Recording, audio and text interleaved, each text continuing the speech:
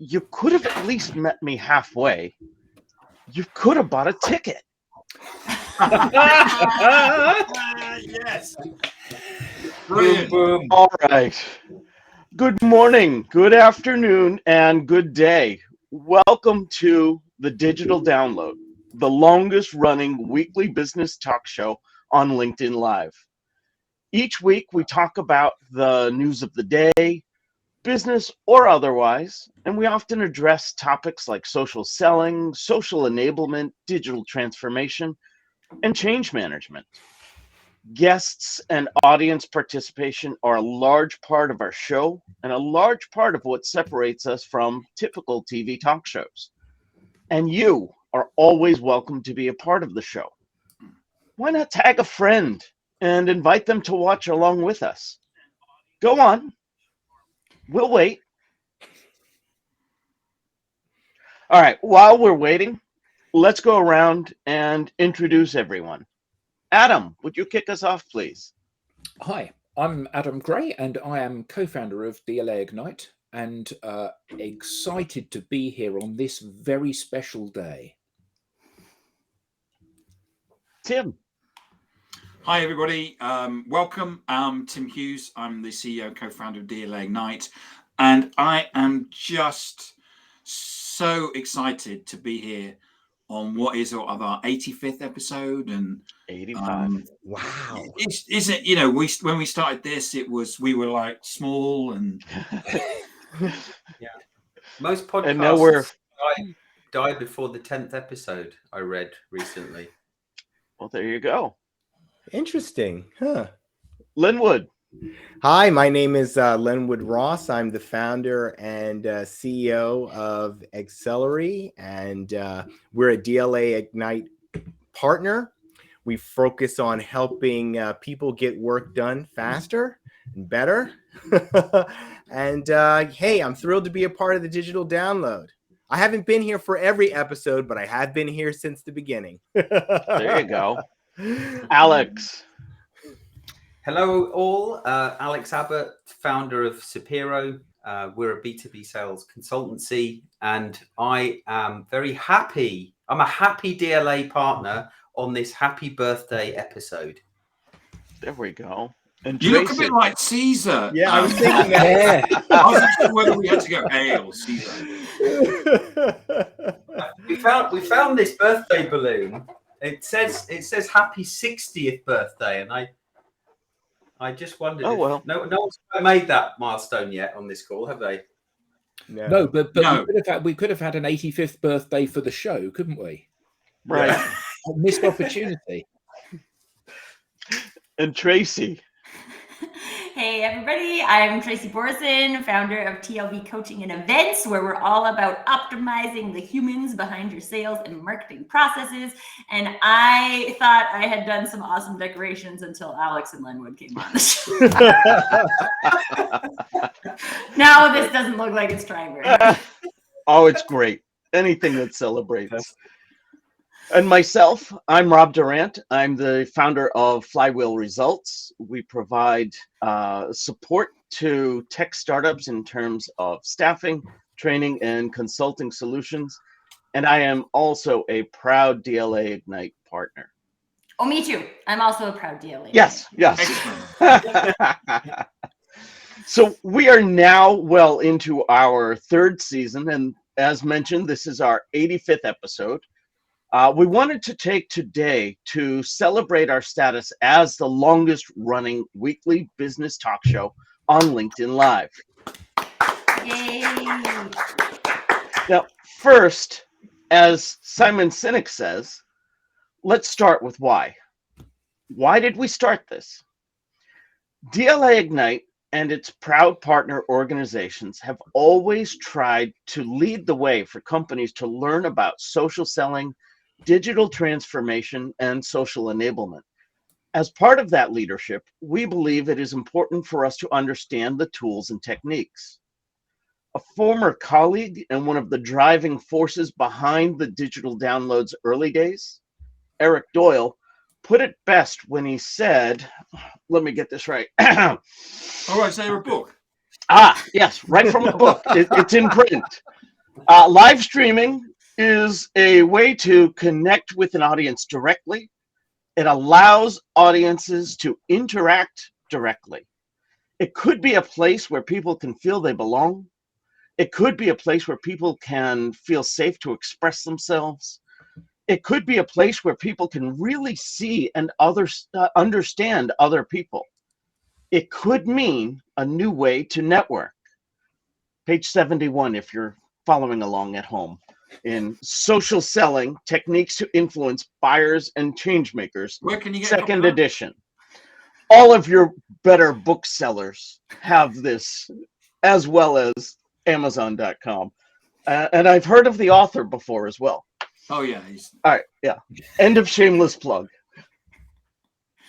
So when Clubhouse launched, we thought it would be good for us to experience and experiment with social audio. It was a great experience until it wasn't.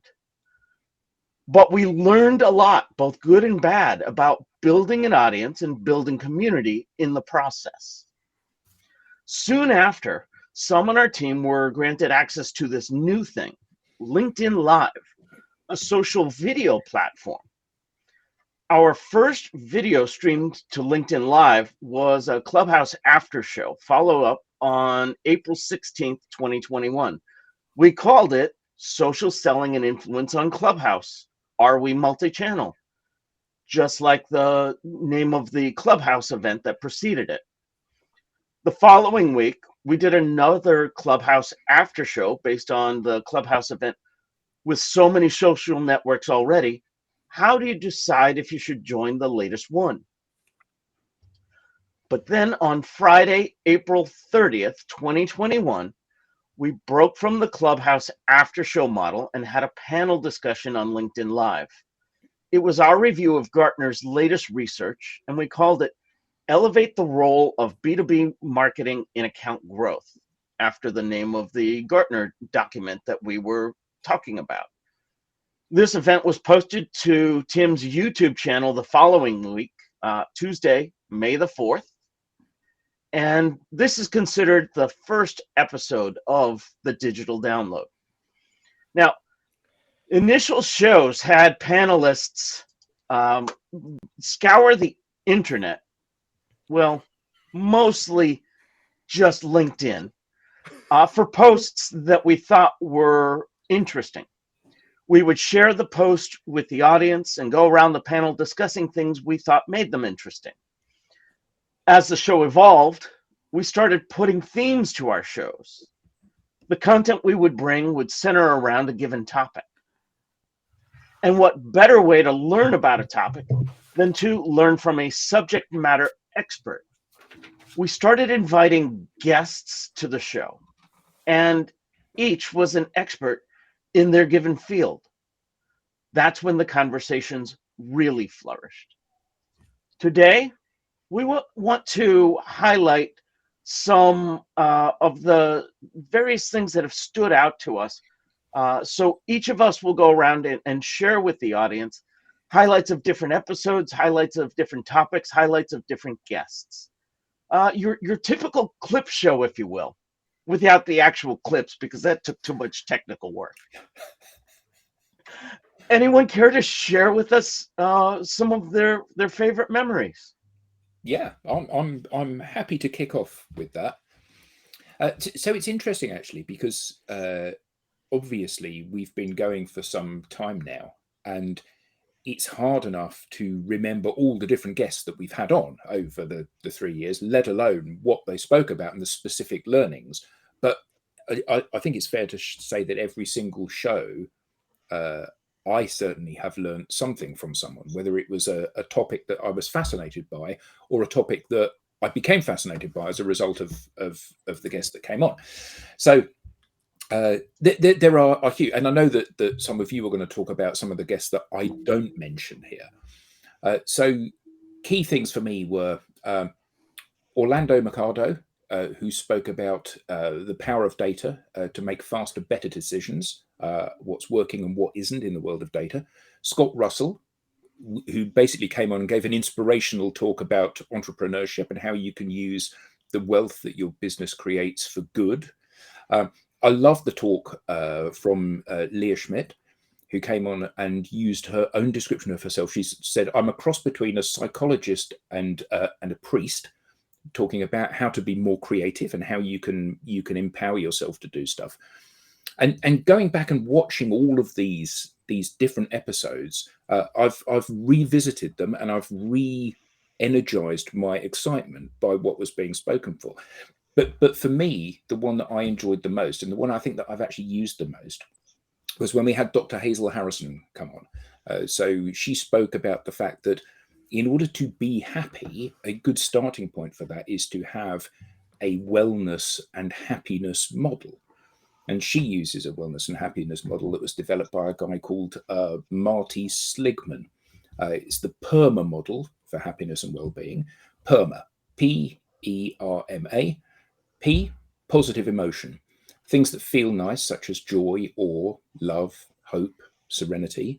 That this is something that we need to practice every day. Engagement, how we apply our attention, whether we are thinking about the present or reliving the past or thinking about the future, but being there in the moment mostly so that we can fully enjoy the experience that we're having. R, for relationships. The biggest predictor, apparently, of our long-term mental health and happiness is, do we have good relationships with people? Now, the interesting thing that she said was that we don't need loads of relationships. If you have one person that you're really close to, that's good. If you have more than one, that's good as well. But you need to have somebody that you can really rely on and somebody that you can lean on in times of trouble. M, meaning. The sense of why you get out of bed in the morning, your sense of purpose. What is it all for? Why are you doing this stuff? Why have you chosen this career? What motivates you and drives you on? And then lastly, achievement. We all need to get a sense of accomplishment. And another interesting thing that she said in her talk was that if we don't have any challenges in our lives, this often makes it quite difficult for us to be fulfilled. People that are extremely rich or extremely successful that kind of opt out of challenges and development and doing things often become deeply unhappy. They become like an adult baby, sucking on a bottle and never getting out of bed because there's nothing for them to do. So that sense of accomplishment, we all need to feel that we've done something or learned something or achieved something, if not every day, then fairly frequently. So that's something that I try to live by since she came on and explained that to us. So PERMA, P-E-R-M-A. So that's my key takeaway and the thing that I've most benefited from, I think, during the course of the show. That was one of the episodes that really stood out to me as well. But actually, it was for something completely different. Right. We talk a lot about audience and community. And as the show has evolved, I believe our understanding of that has evolved as well. But even early on, to me, that showed what kind of community we have here. Because during that show, we had one audience member reach out and ask for help. It was clear that there was some type of mental health crisis at play. Immediately, we had panelists and audience members responding and providing the support that they were seeking. That's not what you get when you have audience, but that's absolutely what you can hope for when you have community.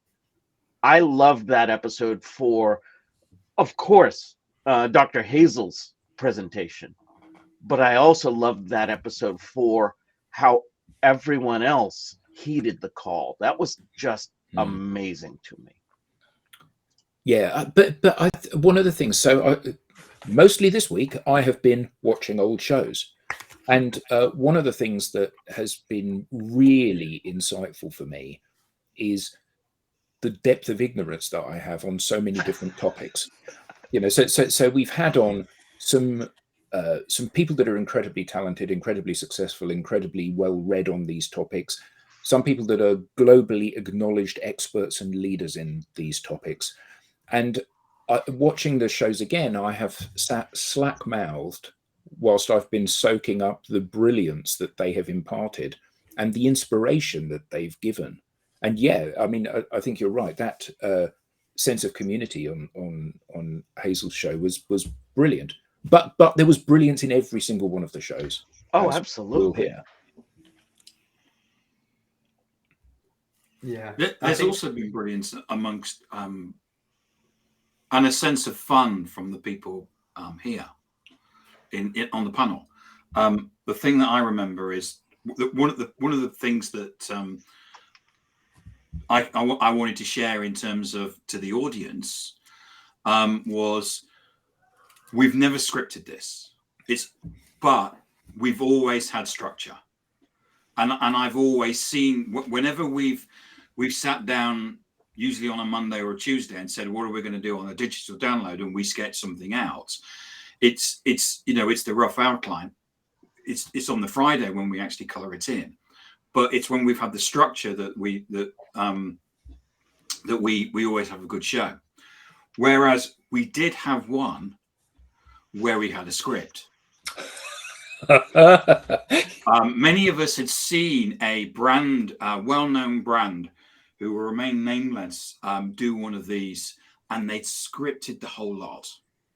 Even the panelists, and it was so. What we did was we decided to script our own one, and of course, we did. Oh, hold on. Do you mean what we decided to do? Yes, was the script.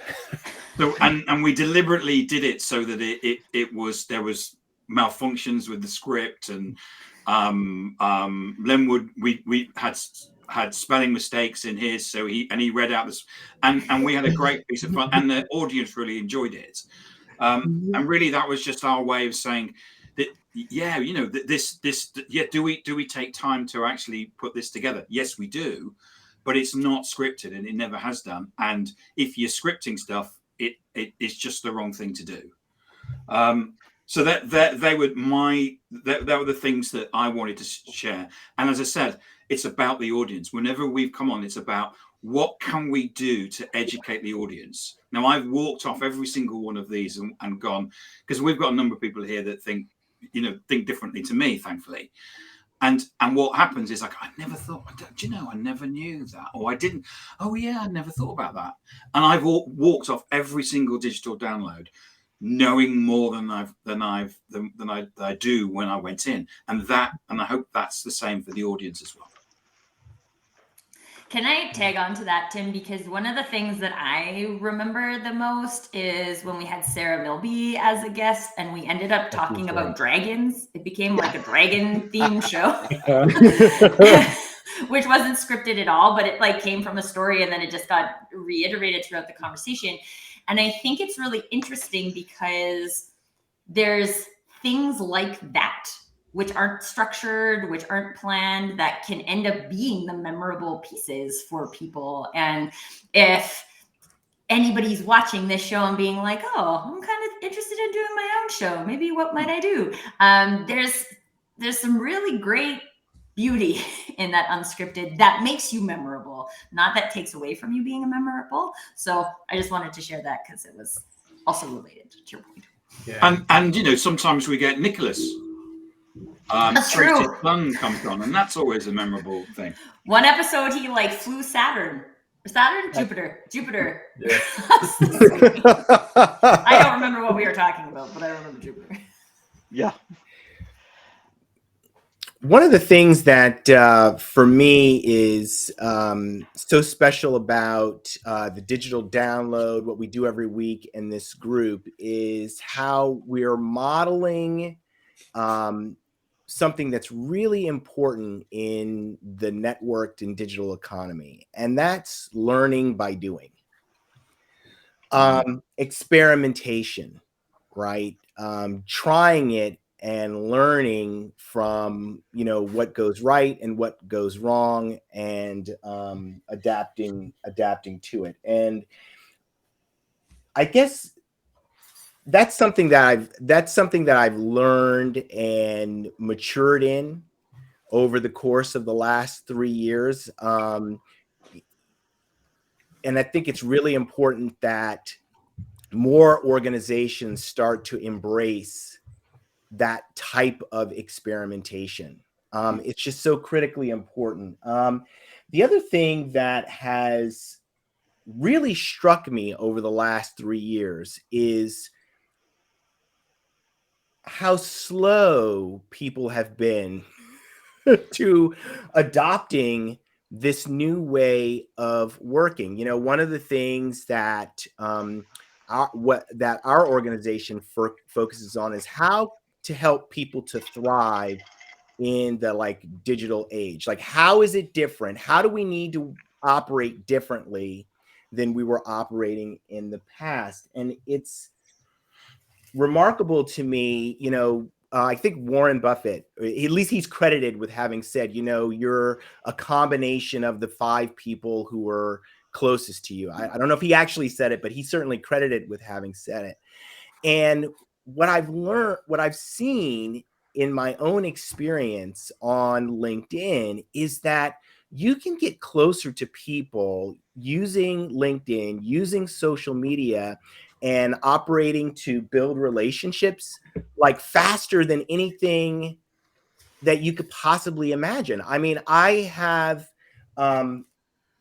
spoken to people and learned from people that I never would have had. Forget about having access to them. I wouldn't have even known about them if it wasn't for using this platform in a certain way. And it's just dumbfounding to me how, you know, we've been doing this for 3 years, and it's just remarkable to me how misunderstood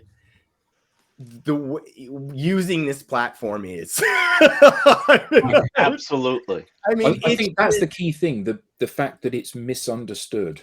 Yeah. You know, everybody knows how to behave in order to forge a relationship with someone else. Everyone on the planet knows how to do that. I contend that may not be the case. Most people know how to do it. Yes. But then we come onto this platform and so few people seem able to do it.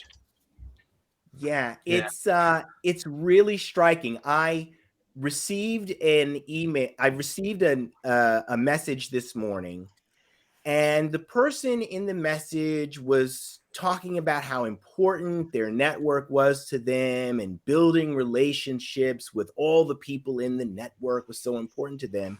But it was clear to me that the message was automated. I mean, I really don't think that, well, I know that that's the disconnect between an automated message and the sentiment in the message just destroys any possibility of me taking the message seriously. So anyway, that's the big learning for me. I'm thrilled to have met the people that I've met. I think the platform is awesome. I love how it's continuing to evolve.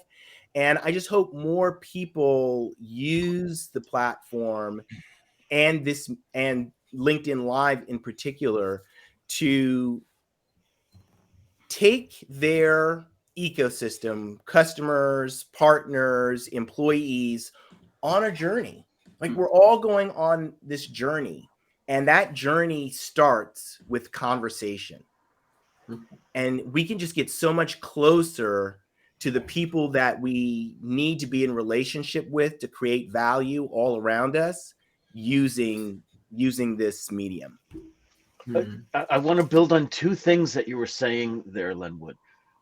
The evolution and the conversation.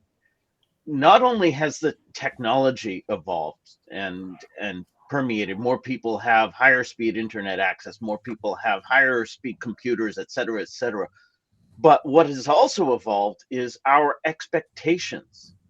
It seems like expectations were, when you come on a live video broadcast, you have full studio production.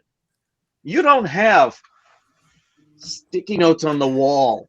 You don't have your cat walking across your screen, et cetera, except that now that we have all been broadcasting from our homes, working from our homes, you do. You have the real world, and everyone simply accepts that.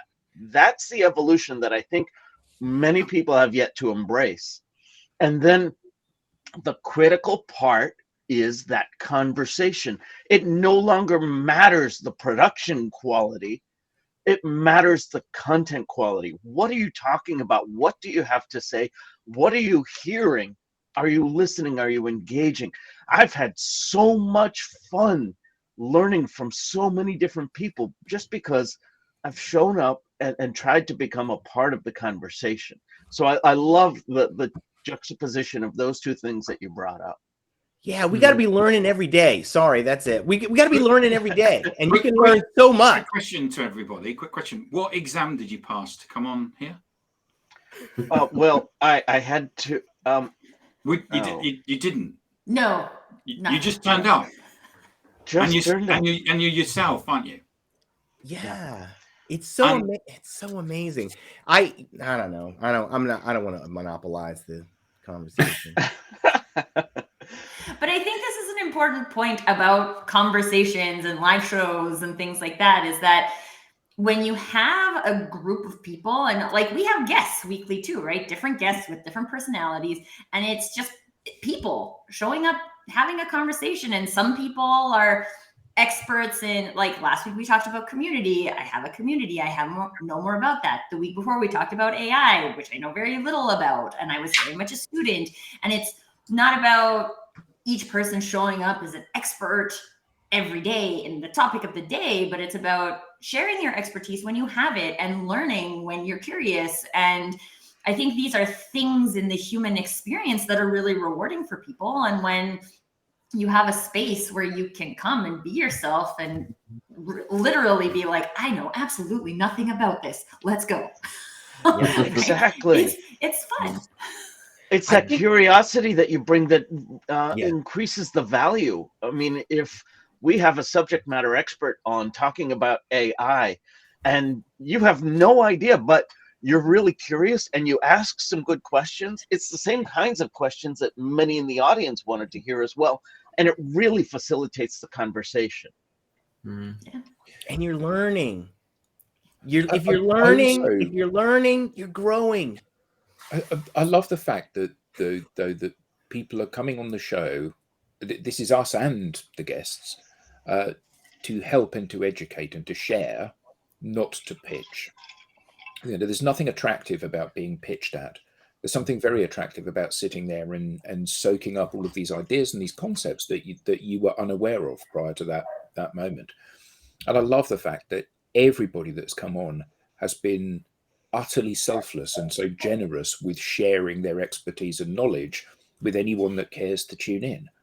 And, you know, whether we're talking about how to develop a brand, how to be more confident, how to use data, how to be an entrepreneur, how to sell, whatever it is, people have come and brought their very best ideas and put them out there for people to benefit from.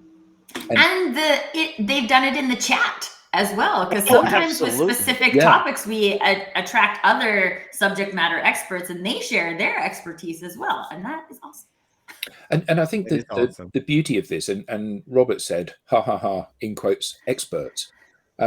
And I think that's a really good point. You know, he is an expert in his field.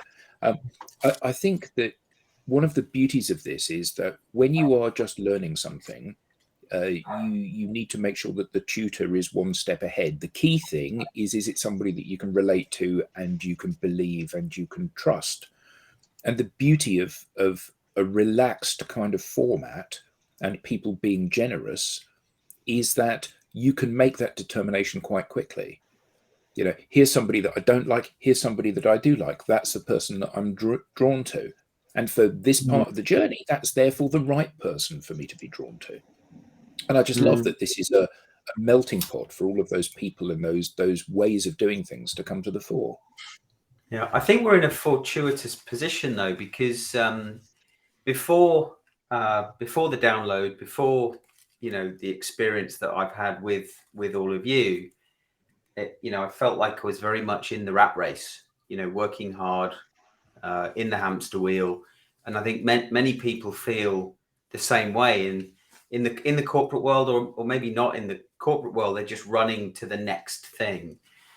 And what the digital download and what DLA has helped me understand is everything that you're just talking about there is, if you take a breath and take the time to open your mind and learn more and be in the moment, be present. I felt my own mind open up more to a lot more things as a result of doing that, and therefore feel better in myself, therefore feel involved in conversations like this. If I think back to the first download I joined, I was thinking, oh my God, what do I talk about? When shall I say something? And now But I think that's a really important point, isn't it? We're all breaking new paths here. And I think that for each of us that, we do regular shows of one form or another, be they audio shows or live streams like this or recorded videos. And I think all of us, if we look back at the first one we did, we'd be horrified now. We go, oh my God, I can't believe that I was that bad. And actually, I think that the key thing about all of this digital world is that you have to jump in with both feet. And really interesting comment here from Amy. The never-ending, let me help you grow your audience connection request with less followers than you pitch. Please tell me how that works. But it isn't just the let me help you grow your audience when I've got 4 followers. It's the let me help you show you how to create content when I haven't published anything for 3 years, or let me show you how to engage with people, or let me show you how to grow your business when I'm having to walk to the office rather than drive to the office, or whatever the metaphor is that you choose to use. I think that one of the beauties of this digital space, particularly the LinkedIn type space, is that you can absolutely see whether somebody is walking the walk or whether they've just read these concepts in a book. So if you claim to be an expert at something, that should be evidenced by all of your behaviors. And it enables you to weed out the real experts and the pretenders to the throne really quickly, doesn't it? Yeah. I always love the person that will teach you to be a LinkedIn expert who isn't a LinkedIn expert. I don't get how does that person make a living? Maybe it's the there's lots of gullible people, Tim. Yeah. It obviously is. It obviously is. Yeah. It was interesting to me. I think was it Rob or Tim that shared it? We have a group chat download behind the scenes. Had shared the article about how there were answers given by experts and answers given by Chat GPT, and students were queried on who they thought the expert answer came from, and they thought the expert was the AI because it always had an answer, and the experts were sometimes like, I don't know. That's curious. And I always think that is one of the things I think about this show is that's how people show up as experts on this show, right? There's a new thought and then they get curious about it and you can learn and grow versus having the same answer every time. If you come, if you're a regular, you know this, but if you're new to the show, if you come, you're not going to hear the same thing every show. You're going to hear something different, even if it's 2 shows on community or 2 shows on AI. There's always new thoughts, new ideas, new questions. And I think Rob had asked a question about how do we change the knowledge of the masses.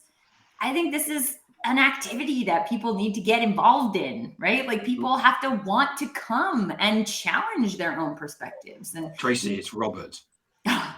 What did I say? Rob. Oh, it's Robert. Robert. Sorry, Robert. I'm okay with being corrected because I want to get it right. Robert said, anyway, changing the knowledge of the masses. I think the masses have to want to participate, right? Because there's always places you can come. And if there are growth mindsets and people asking questions about things that make you uncomfortable, the easy thing to do is just, let's go watch cat videos on YouTube because those aren't changing my perspective. Right? Let's all head over to cat videos. Well, it's interesting because I think there's a tendency among people when something is unfamiliar to say those people know and I don't. And so I really don't have anything to contribute, or I really don't have anything to share. And I can remember being in corporate America and having the realization that the executives or more senior people really didn't have any answers. That they were just figuring it out. And I always had this impression like, they had the answers and I didn't have the answers, and I kind of needed to. But then once I realized that they didn't have any answers, then I realized that I could participate and offer, what I had, whatever that is, to the conversation, and maybe change a perspective, or, just by sharing, my viewpoint. So I say all that to say, we're all on a journey. Everybody's on a journey.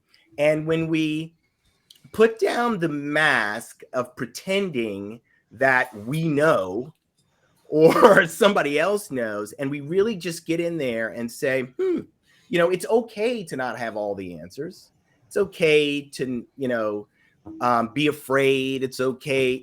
Those are totally normal things to be. And when we're pretending that we know and pretending we have all the answers, that pretense is the problem. And I think that's really holding so many people back from, it is like a fixed mindset, growth mindset kind of thing, like when you try it, even if you kind of fall or you kind of fail, hey, that's okay.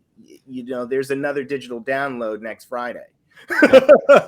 Jensen's got a little friend, look. Oh, look at there. Yeah, he's challenging the cat videos theory. Yeah, it's dog versus cat. I vote dogs. Just so everybody knows. But I have Lenwood, I had a similar experience, maybe a little bit flipped though, when I was in Toastmasters. So I took Toastmasters in university, my entire university career. And by the time I was graduating, there were a bunch of young people who have come in. And in Toastmasters, you do a speech and then there's an evaluation. There's always someone who gives you an evaluation. And I got to the point where people gave me evaluations like, that was great, I wouldn't do anything different. And I was like, this is not helpful. And because you are you and you're actually a more junior speaker, you have a different perspective than even a senior speaker can give me. And I want to know what you think I could do differently. And it was interesting because although I tried to create the space for people to at least know that that's how I felt about evaluations, there was still this kind of self-confidence piece that people have to bring to the table to say, you know what, maybe I don't know everything. I'm not pretending to be an expert, but I am curious. I am paying attention. I do have a different perspective. And maybe there's a question I can ask that will move the entire conversation forward. And I think there is that kind of personal decision you have to make to say, yeah, I'm going to show up and share what I know, or ask questions when I don't, and just participate. Yeah, yeah. When you have that, particularly on social media, and one of the things that Adam and Tim really helped with in terms of, these guys are the innovators, right? And so they've helped all of us to develop and grow. And, it's just that putting that, the first article that I wrote, it's kind of funny. The first article that I wrote, published on LinkedIn, there were 2 likes on that article, me and my assistant. Nice. And it was okay. I'm still here. And 80 some articles later, many more people have read them and liked them and provided comments. So, it's just, I do think there is this element of, getting out there and not, just overcoming that fear of failure, that fear of rejection. That was something early on that was really challenging for me, that fear of rejection. Those are real things that people need to address as they're going through this journey. But it's really important to be able to address them, because how we meet people and build relationships has changed. Yeah. And we've got to be able to get out there, because all of this is just getting so much faster. Now we've got AI that's really, I would say I was a little more negative about AI. And then yesterday I had an AI experience that was like, oh, like this is the best thing ever. Like it transformed my thinking about AI and how AI might be able to help me. So I'm just saying, like, all this new technology, all this stuff, it's just advancing forward. And if you're not getting out there and trying something, you're getting farther and farther behind, and that's just not good. Yeah, I think the trying thing is the key thing here. So people become paralyzed by fear, don't they? And they think that I've never written an article before. When I write this article, everybody will leap in and tear me to pieces, and I'll be ridiculed, and I'll never be able to write another article again. But we know from experience that actually to have people read your article, that's the challenge. So the first article you write, it doesn't matter how bad it is, nobody's going to read it. Or the third, or the fifth, or like the first show you do. Yeah, but like the first show you do, no one's going to come to it. So actually, it doesn't matter how bad you are, it isn't going to do any damage. And it's going through that learning, and you can practice alone in your bedroom with a microphone, but there's no substitute for actually going live and trying it. There's no substitute for connecting to somebody you don't know. There's no substitute for joining a conversation that's going on. And the only way that you get to that is by simply doing it. Yeah. So on that topic, Adam, I was just going to say, with the whole kind of fear of posting, I think you could look at fear in two ways. You can, and I kind of use it as an acronym that I've kind of like to coined myself, but it's not mine, right? It's, you can face everything and run, or you can actually face everything and rise. So if you write that out, it's exactly the same using the letters, but it's just it's your choice, really. It's up to you to run away from your fear, or it's up to you to rise and face it head on. That's beautiful. Yeah, very great. Awesome. I think it's safe to say you did coin that. You were the first.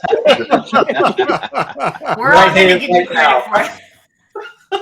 Remember where you heard it first. There we go. The digital. A great man once said.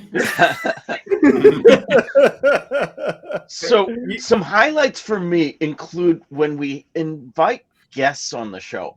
I've had some conversations with people in my network and then thought, wow, you have a really interesting perspective. If I'm learning, the digital download regulars would enjoy learning it too. So for example, we had Isar Mendes on, and I was having a conversation with him about audience versus community.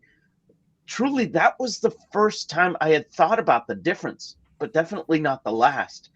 I really enjoyed what he had to say when he came on the show to share his insights there, and it has sparked conversations since then, even without him continuing that conversation for us.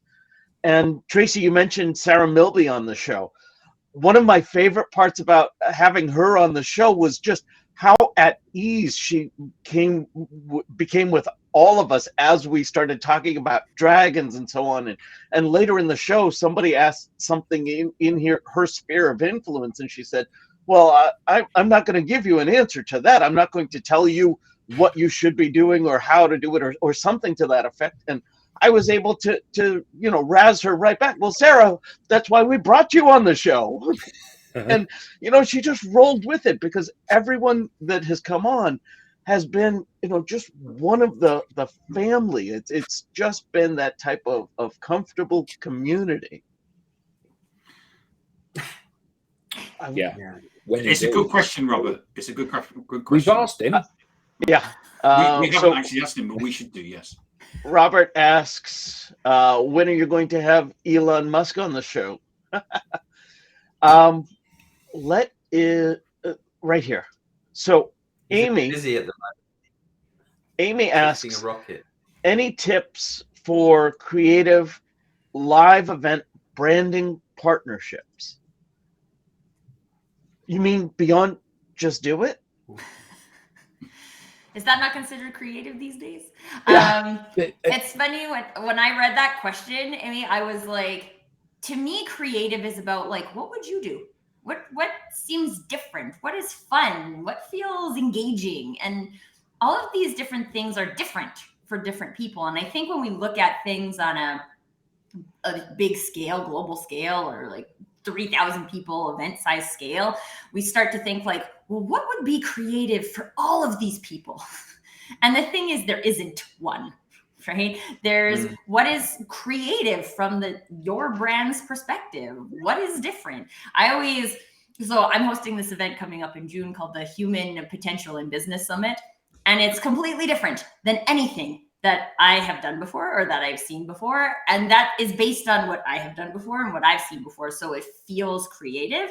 Other people might experience it as creative. Other people might experience it as boring. I don't know. But I think there's, again, a really important piece of connecting with yourself about like, what feels creative, and also what your definition of creative is about. Like Robert here is talking about art, right? Creative without strategy is art. Art also has value, I will say, very important to me. But I don't know. I would love to hear what the other panelists say. But to me, creativity is about that kind of brainstorming. Like, what could we do? Yeah. Well, now I want to come in on that point that, Tracy, that's a really valid point, and Robert's point here, if you can bring that up, Rob, with the pace in which business is changing, the old ways don't work. The old traditional ways don't work anymore. And I'm not just talking about sales and marketing, which we often talk about as a group.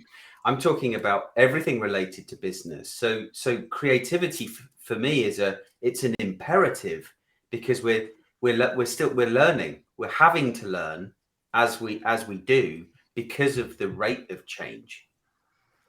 Yeah. And I think one of the other things we did an episode on humor in business. And I think there's a kind of connection here, right? So if you're thinking like, okay, I want to be creative with this. Well, why? Is there a reason why you want to be creative?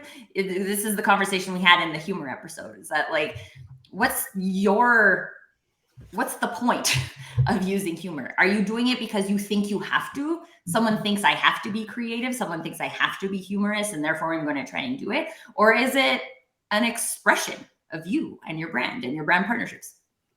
Yeah. Isn't the other thing with a live event, whether or not that's face-to-face or virtual like this, that you have a starting point and you have a direction of travel, but you don't have a destination?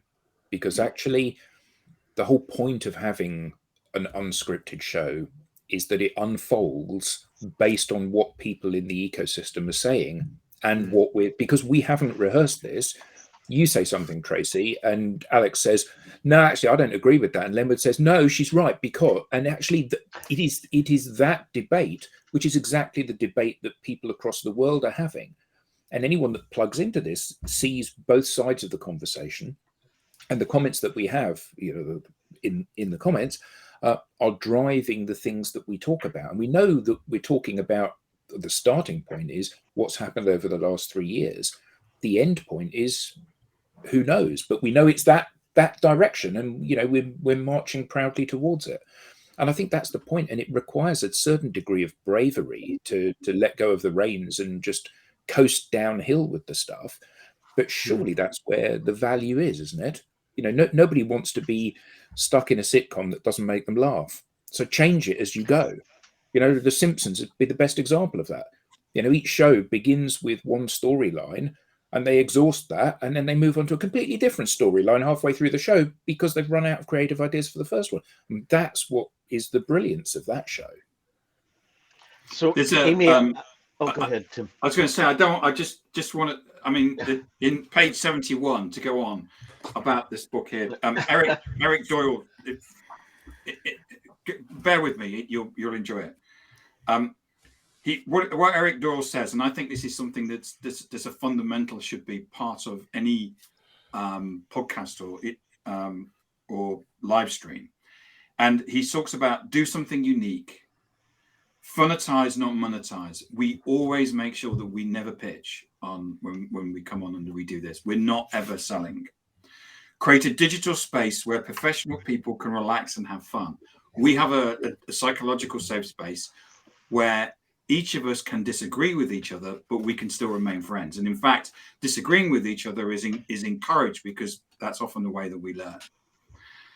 Create a community of support and togetherness. And that's what we've been trying to do with the audience. And many of us have connected with the people in the audience, and the audience connect with each other. And quite often we'll have a discussion going on in the audience.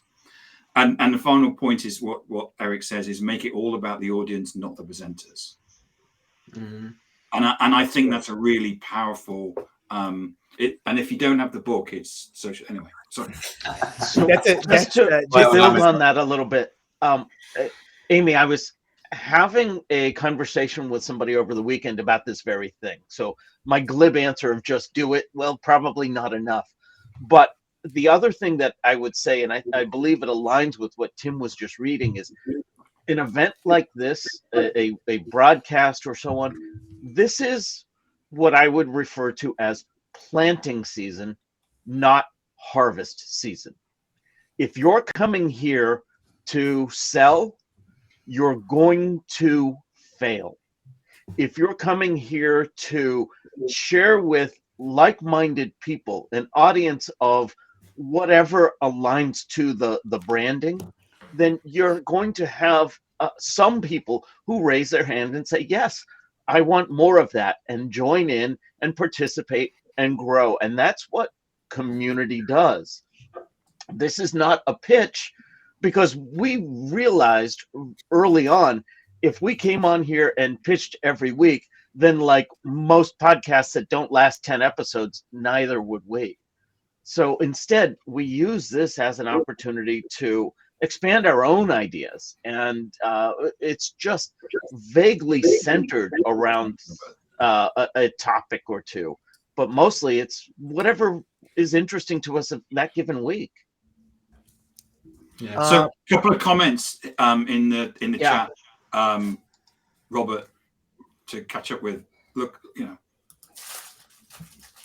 What about the one that says I won the internet That was too today? fast. I didn't have a chance to read it. and here's Phil's launched his own podcast. Brilliant. Well done. Thank you, Phil, for telling us that.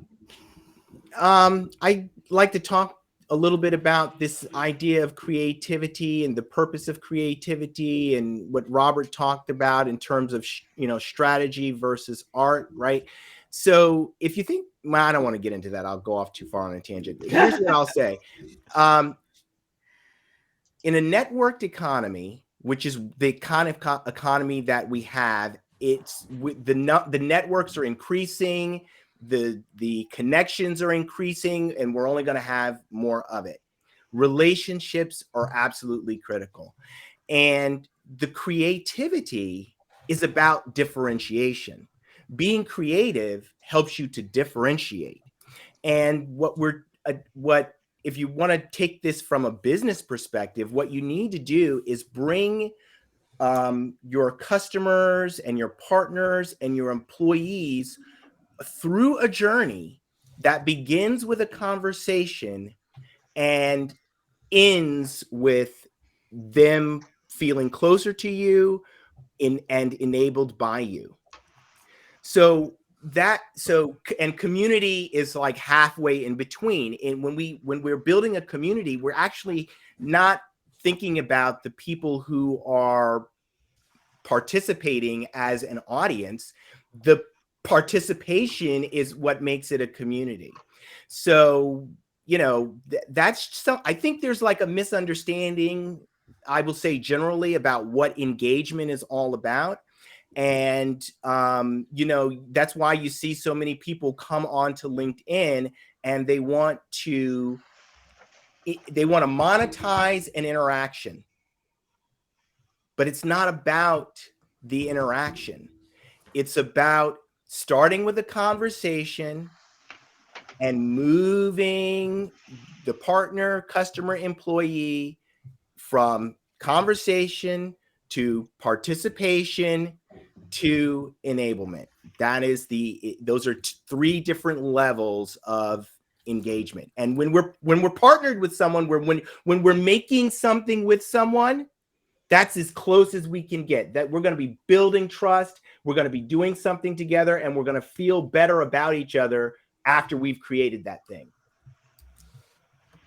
But surely going viral is going to make us millionaires, right? Surely. So my favorite guests were Brent Adamson.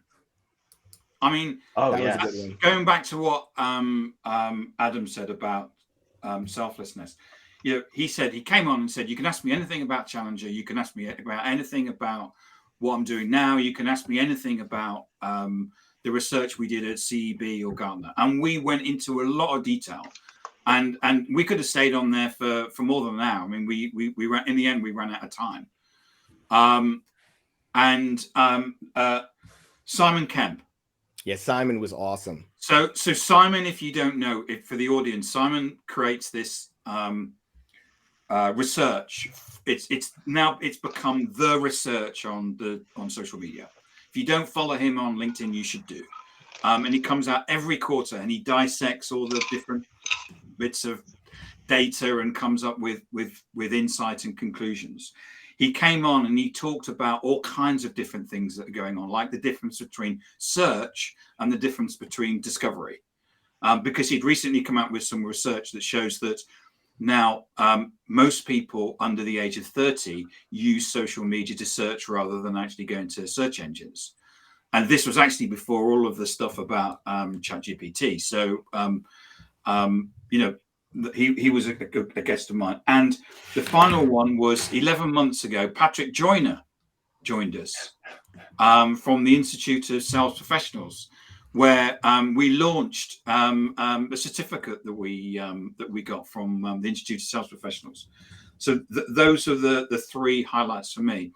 Plus, we joined a special club. It was last week, wasn't it?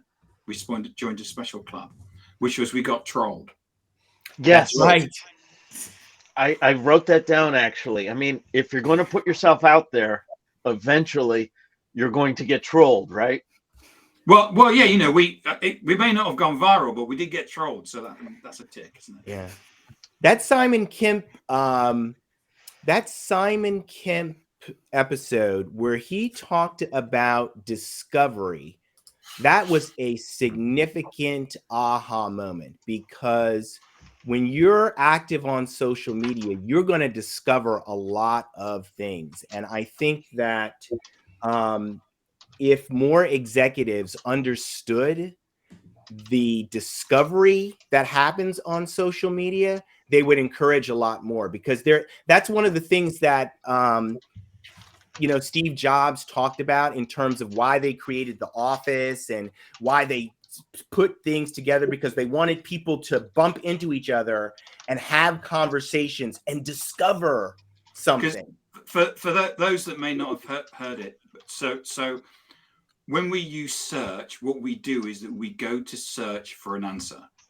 So it is, give me the top 10 Italian restaurants in London. And the problem is that what happens is that we quite often go to search and it gives us the wrong answer. So if you go to search, go to Google and say, give me the top 10 CRM systems, it doesn't actually give you an answer because everybody buys that search. But what we do is that we go to social media without necessarily understanding the question that we want to ask. In fact, and that's where we're doing the discovery. All right, we are at the top of the hour. Go, Rob. So I wanted to thank everyone again for being active participants. Thank you to our audience. Thank you to the panelists. Thank you for 3 great seasons. Let's continue this process. This has been fabulous. Until next week, everyone. Happy birthday, everybody. Happy birthday. Happy birthday. It's